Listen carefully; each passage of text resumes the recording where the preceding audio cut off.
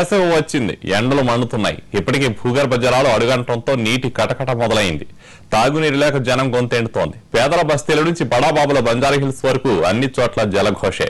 డబ్బున్నోళ్లు ట్యాంకర్ల రూపంలో తమ పాటలు తాము పడుతున్నా సామాన్యుడి కష్టం అంతా ఇంత కాదు. బిందె నీటి కోసం బస్తీల్లో మహాసంగ్రామమే చేస్తున్నాడు. ఎన్నిసార్లు చెప్పినా, ఎంత మొరపెట్టుకున్నా తమ గోడు పట్టించుకునేవారే లేరని వాపోతున్న కుకట్పల్లి ఎల్లవంబండ జన్మభూమి నగర్ బస్తీ వాసుల కష్టాలను మా ప్రతినిధి రాఘవేంద్ర అందిస్తారు. ఎండాకాలం రాకంటే ముందే గ్రేటర్ హైదరాబాద్ లో నీటి కష్టాలు మొదలయ్యాయి. ప్రజలంతా కూడా నీరు రాక ఇబ్బంది పడుతున్నారు.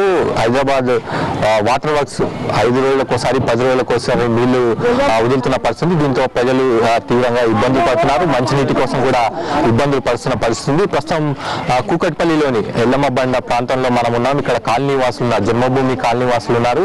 వారిని అడిగి తెలుసుకుందాం, ఎన్ని రోజులకోసారి నీళ్లు వస్తున్నాయి, వారి నీటి కష్టాలు ఎలా ఉన్నాయి, ప్రభుత్వాన్ని వాళ్ళు ఏం కోరుతున్నారు తెలుసుకునే ప్రయత్నం చేద్దాం.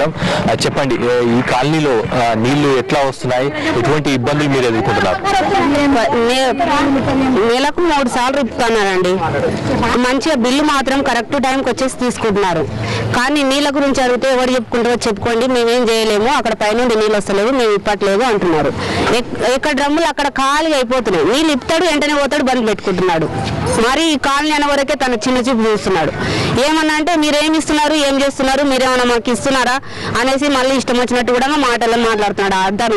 అలాంటప్పుడు మేమేం చేయాలి, ఎవరికి చెప్పాలి కూడా ఇక్కడ ఎవరికి తెలియదు. ఎవరు వచ్చేసి కూడా పట్టించుకోవట్లేరు. కాలనీ వాళ్ళు కూడా లీడర్లకు చెప్తే వాళ్ళు మేమేం చేస్తాం మరి ఇవ్వండి అనేసి వాళ్ళు పోతే కూడా ఉట్టి కాలనీ అక్కడ ఉన్న సంపుని చూపించి పంపించేస్తున్నాడు. వాటర్ ఎక్కువ ఏమైనా ఉన్నా అంటే నైట్ పూట కూడా వాటర్ని వేరే వాళ్ళకి అమ్ముతున్నారు అన్న టాక్ కూడా వినబడ్డదండి ఇప్పటి వరకు. మరి మేము ఎలా ఉండాలి ఇక్కడ వాటర్తో ప్రాబ్లంతోన? చిన్నపిల్లలకు స్నానం చేపియాలంటే కూడా ఒక బకెట్ తీసుకొని వాడుకొని నిమ్మలంగా పిల్లలకు తూర్చుకుంటామండి. అలాంటప్పుడు ఇప్పుడు ఎవరికి చెప్పాలి మేము?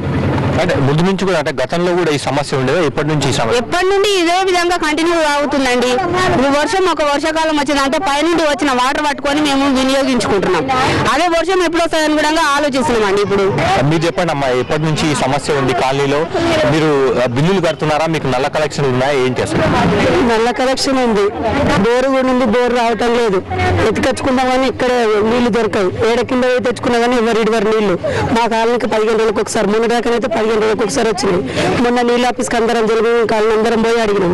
అడిగితే ఉన్నాడమ్మా మీకు 2 నెలల దాకా నీళ్ళ ప్రాబ్లం, వారానికి ఒకసారి నీళ్ళు వస్తాయి మీకు, మీరు ఏడ అడిగినా కానీ ఆ ప్రాబ్లం ఇప్పుడు మేము తీరలేము, 2 నెలల దాకా తప్పదు మీకు కష్టము అని చెప్పిండు ఆఫీసర్, నీళ్ళ ఆఫీసర్. నీటి కష్టాలు తీరాలంటే మీరు ఏం చేయాలి, మీరు ఏం చేయబోతున్నారు? ఏం చేయబోతాం, ఏడ అడిగినా కానీ మాకు ప్రాబ్లం. మాకు ఇప్పుడు ఏం చెప్పకుండా అమ్మా మీకు ఎండాకాలం 2 రోజులు తప్పదు, మీకు తిప్పలు తప్పదని అంటాను ఎవరిని అడిగినా కానీ. మరి ఆ ప్రాబ్లం ఏందో గవర్నమెంట్ చూడాలి. మేమేం చేయలేము, నీళ్ళు కొనుక్కొచ్చుకొని తాగుతాం. మేము వాటర్ వాడటానికి కూడా కొనుక్కొచ్చుకొని తాగుతాం, చేసుకుంటున్నాం ఇంట్లో. 2 రోజులకు ఒకసారి వస్తున్నాయి సార్ నీళ్ళు. 10 రోజులు అవుతుంది.